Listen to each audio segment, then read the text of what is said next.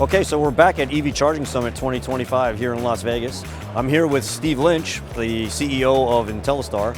Steve, tell us a little bit, please, if you would, about Intellastar and how that gets integrated into the EV charging industry. So my background, I come from the energy industry, where we've always been interested in dynamic loads and being able to talk to buildings behind the meter. So as EV has played a more significant role in the utility infrastructure, for us, it's extremely important for us to be able to model and loads behind the meter. So fleet charging, forward-facing malls and stuff like that. With constrained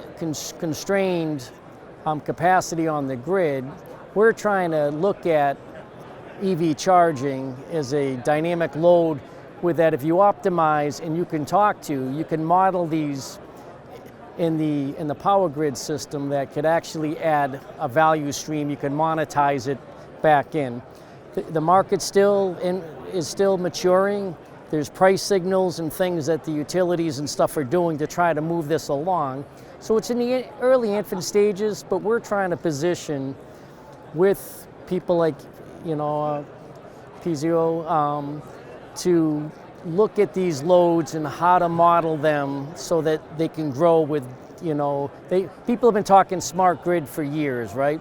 Way before it was smart, right? Because utilities are probably some of the oldest technology around. But we see, the evolution, what's happening right now with the incentives, this being a great market for adding optimization controls to the marketplace. So do you think that there's a sweet spot there? I mean, do you think that Intellastar fits in better in maybe a large-scale level 2 installation, or really the DC fast is where it's your sweet spot?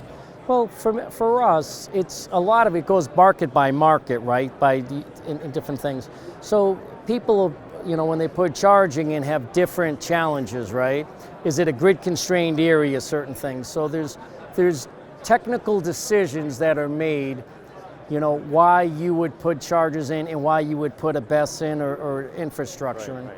So when you have to do that for, from a technical standpoint, to be able to expand in a geographic area, we see the economic benefits of integrating that with the grid to get your ROI down, right? So be able to incentivize to be able to do that. So for us, larger charges from a technology standpoint, the more you can shift and do, the more of an asset you have to be able to monetize in the market. So the larger, I think, the better return you're going to be able to model that into the market. Right, so that's where the great relationship comes in with plug-in stations online and Intellastar, because we do the large-scale infrastructure, we do the design, the build, and you come in and help us to figure out exactly how the loads are going to be spread out for all of those. Yeah. And at the end of the day, your customer is not putting in a charging system or batteries to make money on monetizing it in the markets. What they're really doing is finding ways to make it more economical so that they can reduce some of their costs to actually make it more efficient and be able to get a return on their investment. I always ask everybody the same question. What's your favorite part of Vegas? So, Vegas for me is, I like to people watch and do things go around. That's two people in a row now that have said they like to people watch. Well, it's just because there's so many things going on. But I'm very happy just going around, meeting people, doing things and stuff like that. All right, folks, that's it right now from EV Charging Summit. Thank you, Steve, and we look forward to our long relationship. Okay, good.